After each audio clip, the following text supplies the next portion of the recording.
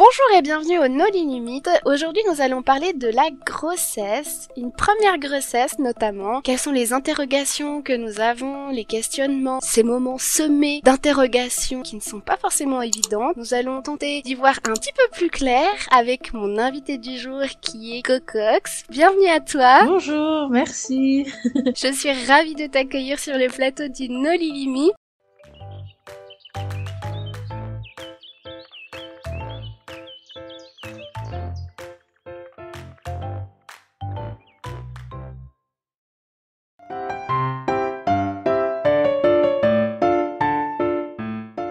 Sans plus tarder, nous allons commencer avec la première question. Quelle a été ta réaction en voyant le test de grossesse positif? Était-ce souhaité pour ton cas? Et oui, c'était souhaité. Alors, je m'y attendais. C'est pas quelque chose qui était une grosse surprise. Mais il faut savoir qu'à ce moment-là, je venais d'emménager dans une nouvelle ville. Je cherchais du travail. Donc, c'était un petit peu sorti de ma tête. Quand j'ai vu le test positif, c'était un petit peu la surprise quand même. Je m'y attendais pas. Donc, c'était un mélange de choc. J'étais très contente. J'en ai pleuré. J'en ai rigolé. Je savais pas trop comment réagir parce que c'était quelque chose anodin. Enfin, pas anodin, je sais pas comment dire.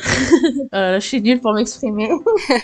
Mais aucun souci, t'inquiète pas. Ça a été la grosse surprise aussi parce que j'avais des règles très irrégulières. Donc des fois, pendant un mois et demi, j'avais pas mes règles. Et du coup, je faisais un test de grossesse pour me libérer l'esprit. Je l'ai fait un petit peu automatiquement pour me dire, bon bah voilà, je l'ai fait et il va être négatif comme les autres fois. Et là, grosse surprise, il était positif. C'est pour ça aussi qu'il y a eu un petit choc. Ah, trop cool.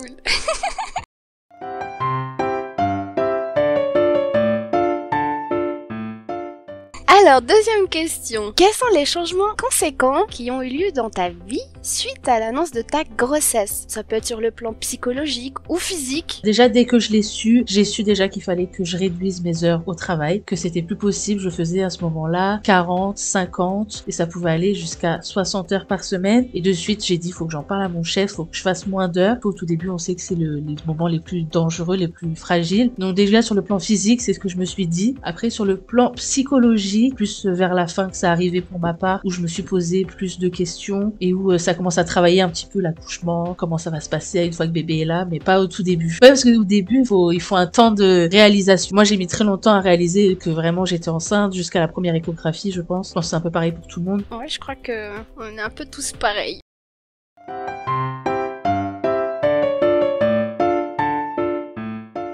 Veux-tu nous parler des interdits alimentaires étant enceinte et comment tu les as vécus? Alors, c'est vrai que ça peut être frustrant. Vraiment, de vouloir quelque chose et de pas pouvoir le manger. Alors c'est vrai que personnellement, en plus les choses que je n'ai pas le droit de manger comme les sushis, par exemple le saumon fumé, les œufs qu'il faut qu'ils soient bien cuits, bah moi c'est tout ce que j'aime. Le matin en général, je me fais un toast avec un œuf, de l'avocat, des fois avec du saumon et bah là je pouvais pas. Du coup, j'ai dû changer mon petit déjeuner, mais c'est vrai que moi je me suis dit il faut vraiment pas prendre de risques. La première grossesse, je pense c'est celle où on se met le plus de pression et du coup, j'ai été frustrée mais j'ai résisté et je résiste toujours d'ailleurs. La chose qu'il m'avait dit mon médecin c'était Madame, vous êtes enceinte, pas malade. Il me disait faut pas vous frustrer. Enfin, si c'est modérément, vous pouvez y aller quoi. C'est vrai que ça paraît d'un côté ça paraît logique et c'est raisonnable.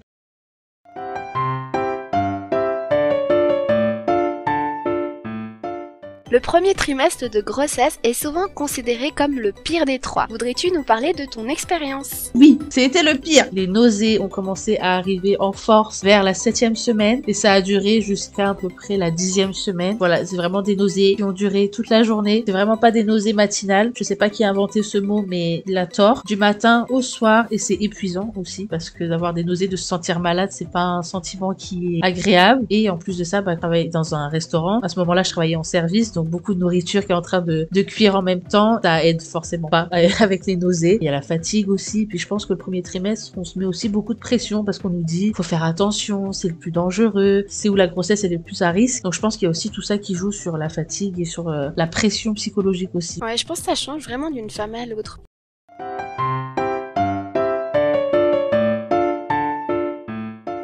quelles sont tes grandes appréhensions? En as-tu déjà? J'ai des grandes appréhensions. Déjà, que moi j'habite dans un pays, donc je suis en Angleterre, mais je ne connais personne ici. Bah maintenant si, parce que ça fait 1 an que j'y suis, donc j'ai quand même des petites amitiés qui sont créées, mais j'ai pas de famille proche, j'ai pas d'amis proches, des vrais amis qu'on connaît depuis des années. Donc c'est vrai que pour ça, j'ai pas mal d'appréhensions, dans le sens où moi et mon copain, est-ce qu'on va réussir à vraiment gérer que tous les deux, sans aucune aide extérieure, et dans un pays que finalement on connaît pas plus que ça, qui est très différent de où on vient. Mon copain forcément il va travailler aussi, donc j'appréhende. Après il y a aussi l'accouchement, on va pas se le cacher. Est-ce que t'as des appréhensions quant à ton rôle de maman, enfin dans le futur rôle de maman? C'est vrai que j'ai beaucoup eu de doutes. Est-ce que je suis vraiment prête? Est-ce que je vais être une bonne maman? Est-ce que j'ai pas oublié de préparer quelque chose? Après je pense que c'est des choses qui sont assez normales. Je pense qu'à peu près tout le monde a les mêmes questions qui reviennent en boucle dans leur tête. Mais voilà, moi j'ai beaucoup de soutien de mon copain qui me dit mais y a pas à t'en faire, regarde, t'as déjà organisé ci, t'as déjà acheté ça, t'as tout organisé pour que l'arrivée de bébé. Il a eu son mot à dire, mais c'est vrai que moi à ce moment-là, j'étais vraiment focalisée sur il faut qu'il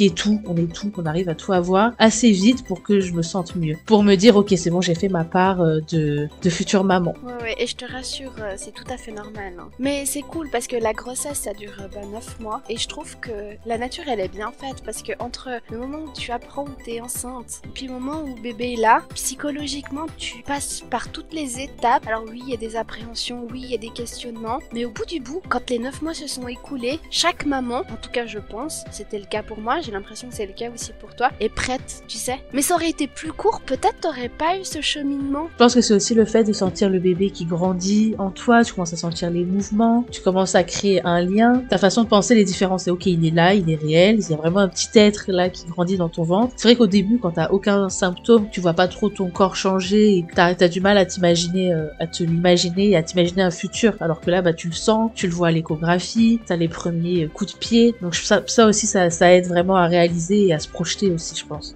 Totalement.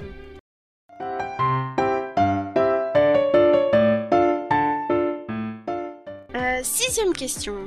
La grossesse est souvent synonyme de chamboulement dans une vie. Est-ce le cas pour toi aussi ? Je pense que une grossesse dans n'importe quelle vie est un chamboulement, même si c'est ton deuxième ou ton troisième, c'est peut-être moins un chamboulement, je sais pas. Mais je pense que dans tous les cas, c'est un chamboulement. Il faut s'organiser différemment. Comme je le disais, il faut penser différemment, parce qu'on pense plus qu'à soi-même. C'est parce que c'est vrai que forcément, quand on n'a pas d'enfant, on pense à nous, on pense à notre couple, mais ça s'arrête là. On pense à nos... Enfin, comment je dis quand je dis ça, je dis pas qu'on s'en fout des autres, mais tu penses à toi, ton futur, avec ton partenaire et comment ça va se passer. Et là, quand t'as un petit être qui va arriver dans ta vie, forcément t'as des projets qui changent et il faut s'adapter, il faut un petit peu remodeler, on va dire, sa vie. J'aimerais revenir un peu sur les stories que tu postais de temps en temps qui me faisaient hyper chaud au cœur parce que je te voyais marquer oh punaise, mais j'imaginais pas qu'il prendrait autant de place chez moi. Alors, quand on parle de chamboulement dans une vie, c'est aussi ça en fait, c'est la place qu'il prend. Mais c'est vrai, quand je vois les cartons, c'est la place qu'il prend. Moi je me suis dit, on a quand même une maison, enfin on a un appartement, on est au premier étage d'une grande maison, mais on a quand même une chambre, on n'a qu'une chambre. Mais je me suis dit, ça va aller, j'aurai la place. Les premiers mois, il va être dans notre chambre, ça sera très bien. Mais tu commences à voir le berceau, la poussette, le siège auto. J'ai acheté une chaise haute, même s'il va pas manger de suite dedans. J'ai acheté un petit couffin. Tout ça prend de la place. J'ai dans ma chambre, j'ai encore 2 grosses boîtes de carton parce qu'il y a le siège auto et il y a la poussette que j'ai pas déballée, que j'ai laissée dans le carton. Même les vêtements, je me suis dit oui, j'ai une petite commode, ça va le faire. Elle est pleine à craquer, j'ai dû enlever des vêtements pour les mettre dans la valise. Enfin. Quand on commençait à acheter, etc. Ah punaise, ah ouais, il faut quand même encore ça, puis encore ça. Mais oui, la liste elle en finissait jamais. Là je pensais avoir terminé, il y a encore un truc que j'ai vu que je me dis purée, il faudrait que je l'ai quand même.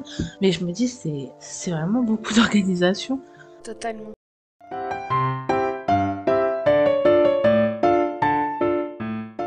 Comment te sens-tu dans ton corps de femme enceinte? En nous vend cela comme super, mais pas toute le vit bien. Et aussi vis-à-vis des autres. Donc ça, c'est sûr que c'est quelque chose qui me fascine, de voir comment mon corps il a changé. Mais à côté de ça, je ne me trouve pas spécialement jolie. J'ai des énormes cernes. Je suis fatiguée. Je trouve pas que j'ai un glow particulier. On dit souvent que la femme, elle embellit pendant sa grossesse. Ça a pas dû passer sur moi, en tout cas. C'est dur aussi de s'accepter dans ton corps avec ce gros ventre qui prend de la place. Tu te sens plus fatiguée, tu te sens plus lourde. Alors, il y a des jours, oui, je me trouvais très jolie, mais il y a d'autres jours où je me sens comme un sac de patates. Je suis contente que ça arrive, je suis contente que ça se passe bien, que mon corps il évolue. Je me sens pas super bien tous les jours et des fois je trouve que c'est dur à s'accepter. Depuis que je suis enceinte, les autres viennent plus vers moi, surtout les filles, les femmes. Au travail, j'ai remarqué particulièrement. Elles ont plus de facilité à venir vers moi parce qu'elles ont un sujet de conversation. Et est-ce qu'on te lasse les chaussures déjà ou pas? Ah non, j'arrive encore à le faire mais très difficilement. Je prends des positions un petit peu bizarres. Mais non, pour l'instant, j'arrive. Bientôt, je vais plus y arriver. Parce que je dois vraiment me plier en deux et que j'y arrive plus. Mais c'est vrai que ça prend beaucoup de place, un ventre. Même des fois que je suis bloquée sur le canapé parce que je suis dans une position vraiment très allongée, que j'arrive plus à me redresser. Quoi. Je suis obligée d'appeler mon copain pour qu'il vienne m'aider. Ou de me faire rouler sur le côté. Enfin, c'est vraiment pas très glamour tout ça. C'est vrai, faut en parler.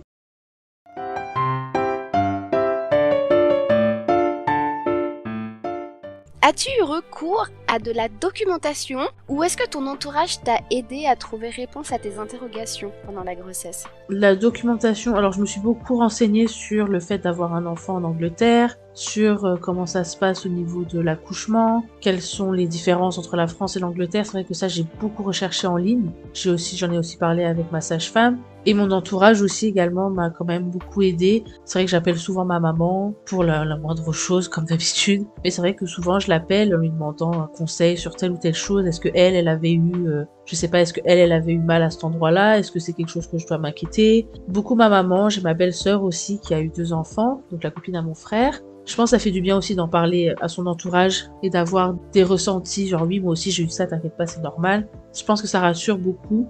Mais après, la documentation en ligne, j'ai dû freiner parce que j'arrivais à un stade où je me créais des angoisses à force de trop regarder sur Internet. Internet, c'est une bonne source d'information, mais je pense qu'il faut y aller avec modération. Il faut pas non plus, dès que tu lis un truc, te dire ah bah c'est bon, j'ai ça et c'est le pire truc qui va m'arriver, quoi. Après, je mettrai sur l'écran derrière nous 2-3 brochures que je pourrais conseiller aux futures mamans, enfin moi qui m'ont aidé. Et je mettrai aussi également, je sais pas si tu connais toi aussi, c'est une émission française qui s'appelle Les Maternelles. Et tu sais, quand t'es enceinte, on te dit beaucoup de choses. Puis des fois, il y a des choses qui te parlent, puis il y a des choses qui te parlent pas du tout. Parce que ça dépend comment t'as envie d'orienter ta grossesse, ton éducation, etc. Et je trouve que cette émission-là, justement, a un panel de réflexion assez large. Moi, en tout cas, j'ai trouvé mon bonheur. Donc, je te conseille. Puis en plus, t'as des professionnels qui interviennent selon les sujets. Avis aux futures mamans.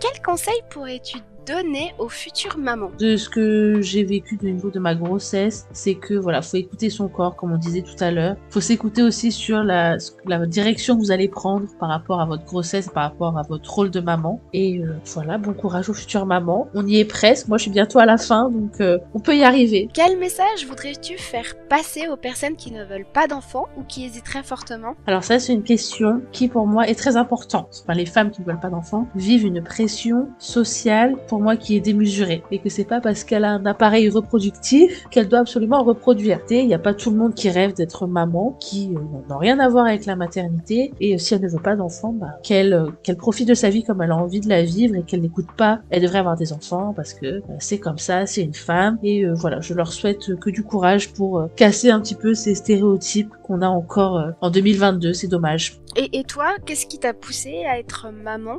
J'ai toujours été attirée un petit peu par cet univers-là, en fait. Même la grossesse me fascinait déjà, le fait de voir comment une femme peut créer un enfant me fascinait. Et j'ai toujours eu ce petit truc en moi, tout simplement, qui me dit qu'un jour je serai maman. Après, je pense qu'il faut trouver aussi la bonne personne. Moi, depuis que j'ai rencontré mon copain aussi, c'est un désir qui est devenu de plus en plus fort, que j'avais pas forcément avant, quand j'étais pas prête, je pense. Les personnes qui ne souhaitent pas d'enfants, déjà, je les renvoie au No Limit le tout premier. Et j'aimerais juste dire, on peut être accompli sans enfant, ça c'est sûr. Et l'accomplissement d'une personne peut aussi passer par le fait d'être maman. Avoir un enfant, c'est quelque chose qui est unique avec une expérience qui est totalement unique.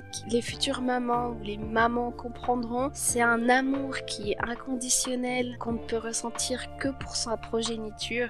Enfin moi je sais que je suis quelqu'un d'accompli suite à mes grossesses, mais après voilà, c'est propre à chacun effectivement. C'est ça, c'est propre à chacun. Quel message voudrais-tu faire passer aux personnes qui hésitent très fortement? Alors à partir du moment où tu hésites, mais si tu hésites parce que à tel âge on te dit qu'il faudrait que tu aies des enfants, dans ce cas-là, ne réfléchis pas, c'est que c'est pas ça qui doit te pousser en tout cas à faire des enfants. Après il y a plusieurs raisons pour lesquelles tu peux hésiter, mais je pense qu'il faut, comme on disait précédemment, il faut être prête psychologiquement, physiquement, et faut trouver la bonne personne aussi, c'est quand même quelque chose qui est important. Après je pense pas qu'il y a un moment parfait dans la vie où tout ira à 100% bien pour avoir des enfants. Voilà, je pense qu'il faut prendre le temps de bien réfléchir, de peser le pour et le contre, et de savoir si on hésite pour quelque chose de vraiment important ou si on hésite pour des petites broutilles. C'est ça dépend des priorités après.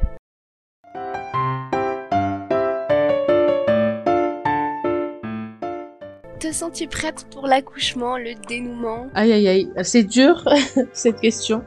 Rappelons-le, Cocox c'est sa première grossesse. Je pense que c'est dur de se sentir prête pour quelque chose que tu n'as jamais fait au final. C'est quelque chose qu'on en parle beaucoup, on a beaucoup d'informations dessus. Je pense que c'est dur de se sentir prête alors que déjà chaque accouchement est différent d'une femme à une autre. Il y a tellement de variantes, il y a tellement de choses qui se sont passées différemment. Qui ont eu la césarienne, il y en a qui ont eu par voie basse, épisiotomie, pas épisiotomie. Enfin, il y a tellement de facteurs que je sais pas si je pourrais dire que je me sens prête. Je sens prête pour que bébé arrive, mais pour l'accouchement en lui-même, je pense pas que je puisse dire que je suis prête, en tout cas. Je m'embrouille dans ce que je dis. De toute façon, chaque accouchement est un renouveau. Après, en ayant vécu un premier accouchement, tu appréhendes mieux le second, parce que le premier, c'est vraiment l'inconnu en fait. Tu sais pas quelles seront les douleurs, tu sais pas à quelle sauce tu vas être mangé pour les contractions. Mais après, ce que je peux te dire, c'est que d'un premier accouchement à un deuxième accouchement, t'as les mêmes interrogations quand la fin approche.